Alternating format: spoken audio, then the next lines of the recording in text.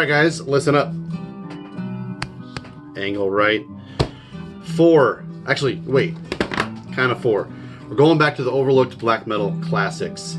But today, I'm hoping you can hear the music over the sound of a cat trying to ruin our fun. Anyways, this is EPs. Overlooked Black Metal Classics, the EPs edition. Playing in the background is the first one we're going to start off with. Cardinal Sin. You could maybe argue that this is a death metal band or whatnot, in the same way that you could argue that Dissection were more of a death metal band than a black metal band. Who really cares? It's great music. And the reason I bring up Dissection, this sounds so much like Dissection.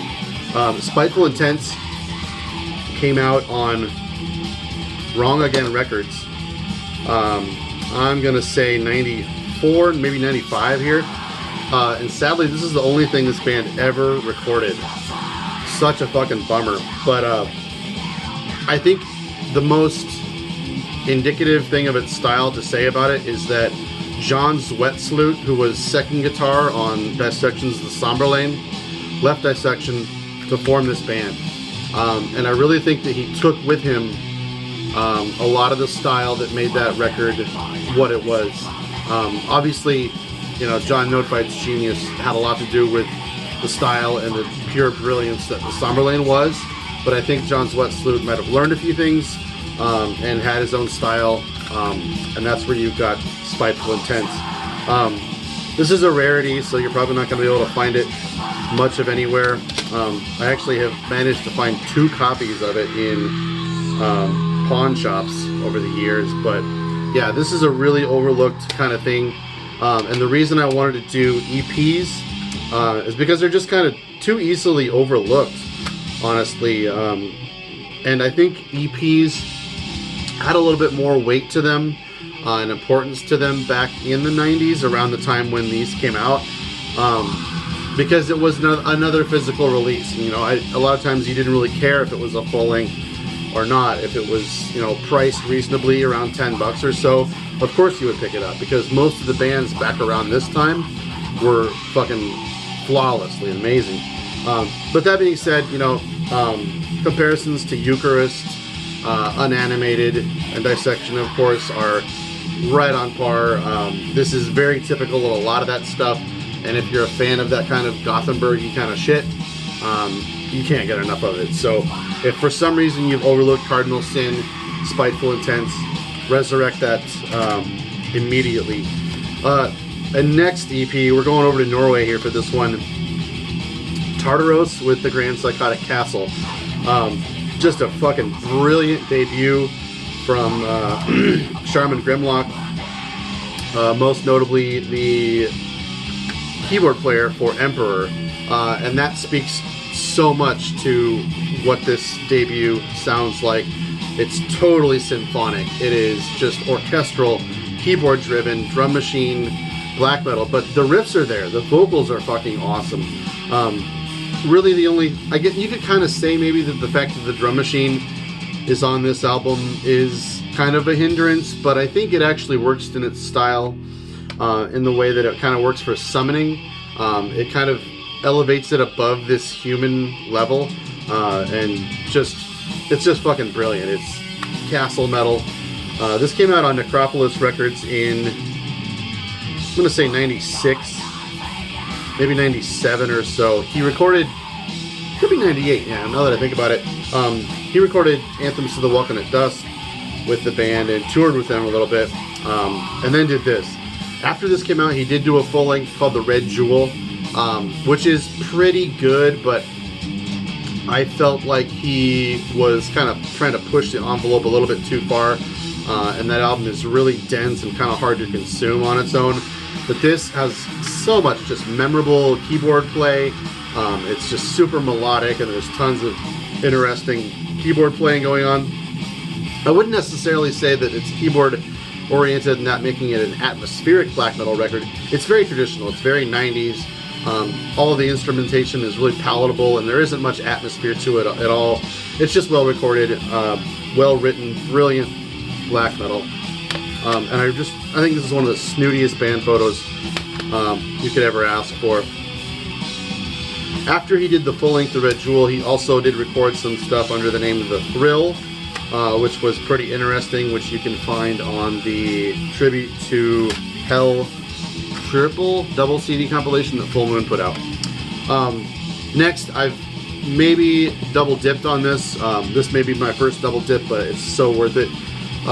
Norway's Troll with Trollstormer Nidingjov, 4-song EP, came out. So this was, I think, a member of Dimmu Borgir and the Covenant. This is his solo project, and I've wanted to get a copy of this for so fucking long. You might be able to get this for $25 or so on CD. This is the original Head Not Found, but it also was just lovingly reissued. I'll drop a link in the description below if I can. Actually, I think this was performed as a 3-piece, but I think it was all written by Nagash originally. But some label just put this out on cassette. It was super limited. You may be able to get copies of it on there, but I don't think it's on vinyl. But this is really the perfect compendium to Dark Medieval Times by Satyricon. But I kind of like this a little bit more than that. I think Dark Medieval Times has this kind of grandiose, sort of pompous style to it. And I don't know, something about Satyricon has just kind of always bothered me. I'm not the hugest fan. I'm not all in on Satyricon, but this Troll is fucking awesome. The follow-up to it is also awesome, but the keyboard element that is present in Troll on that album Drep de Krishna is just insane. It is through the fucking roof. There are just keyboard melodies going all over the place. It's definitely like 90s Ren Fair kind of metal, but this is really well balanced and perfectly written, atmospheric kind of stuff. It's just got perfect riffs. Awesome stuff. If you're a fan of the Covenant's first record, of course, that just sounds totally so much like it. I imagine they recorded it in the same spot, maybe in the same fucking sessions for all I know, but it's a perfect compendium to all those early black metal records, like early Dimmu Borgir, Satyricon, like I said, Emperor, all that kind of stuff. It just fits in right in there so well. And since it's a debut EP, I feel like a lot of people probably reach for the first full-length, Drep de Krishna, and maybe get a little turned off by it. I personally love it because I'm an idiot, but this stuff is just a lot more, I think, easily consumable by the Norwegian black metal fan. So next I decided to take 2 EPs that I think are amazing and kind of count them as one, but I'm not going to go short on either one of these. I'll just pick the first one chronologically. This is Orkblut, The Retaliation, from Austria's Abigor, one of the most brilliant black metal records or bands there ever were. I can't say that enough. And these EPs could be pretty overlooked, but I think they're every bit as important as their early full lengths. Now I love Abigor, but I strongly prefer their maybe pre-98 Supreme Immortal Art. Right about there is where I fall off with them. I think that album is great, but after that, Channeling the Quintessence, I don't know, kind of hard to do. And then everything after that is just, I don't know. We can discuss that, but this is about Orkblut, The Retaliation. So this came out in 94, if only, yeah, 94, 95, on Napalm. And this is some of the most believable, I think, medieval black metal I've ever heard. And in fact, I think what I like most about this EP is not the metal moments. It's the acoustic interludes. It's the super medieval Ren Fair kind of stuff going on. There's acoustic kind of stuff going on. And I love that kind of stuff about their full lengths. But on here, I think they kind of let that element breathe a little bit more. And it just makes it so vivid of a historical sounding kind of thing.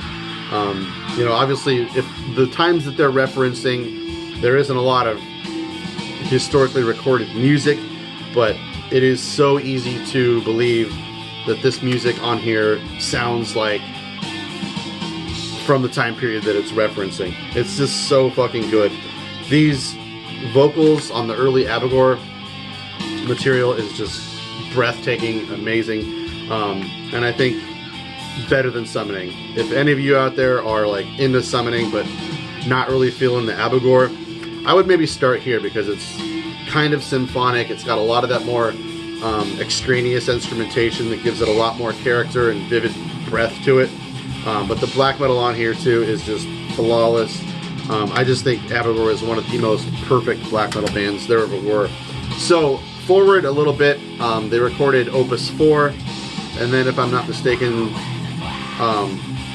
Noctiman, and then when they did Apocalypse, and they were really looking to kind of step out of that era into something new with Apocalypse. And this is a 6-song EP, and these songs are fucking mighty battles, just tearing down everything in its path. They're so fucking good, bestial sounding, and there's just shit tons of reverb on the drums and vocals.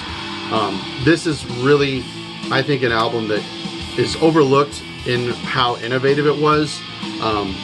I think you could say that some war metal bands, not like Bolt Thrower war metal, but stuff like, I don't know, Revenge, maybe a little bit, some of the Bestial Warlust kind of shit, could kind of be traced back to stuff like this. Apocalypse is just a absolute fucking steamroller of a record. It's tons of blasting, just mighty fucking riffs, but it doesn't have that suffocating kind of quality to it like a lot of that war metal kind of stuff does. It's got these sort of diverse songwriting styles to it that give it some palatability, but Apocalypse cannot be overlooked. You must, if you're into Abigor and you haven't checked out Apocalypse, my god, you're doing yourself such a disservice. And I almost grabbed another EP by Abigor called In Memory, which is, it's kind of a piece of shit. I swear it still is in every distro for $2 or $3, and it's kind of worth getting. In fact, now that I'm talking about it, I'm just gonna grab it. All right, so the skinny on In Memory by Abigor, doing a 3 for. There's a cover of Terrible Certainty by Creator, Cryonics by Slayer, and then there's 3 extra tracks. Shadow Lord, I'm gonna have to look and see what these are. Shadow Lord is a song from the first Abigor demo in '93, and it was re-recorded for the With Us or Against Us compilation. So that's just kind of like a bonus. Crimson Horizons is a 4-track rehearsal version of a song originally released on Opus 4, and that is awesome. And then there is, at the end of this, there's a song called Verwustung, and it's an instrumental demo version of the 2nd track on Apocalypse, and it fucking rules. I do wish there were vocals on it, but hearing an even nastier version of a song that's on this Apocalypse EP, oh, it's so good. So there's 3 EPs by Abigor that are worth getting. In Memory, Apocalypse, and Opus 4. Check those out, and thanks for joining.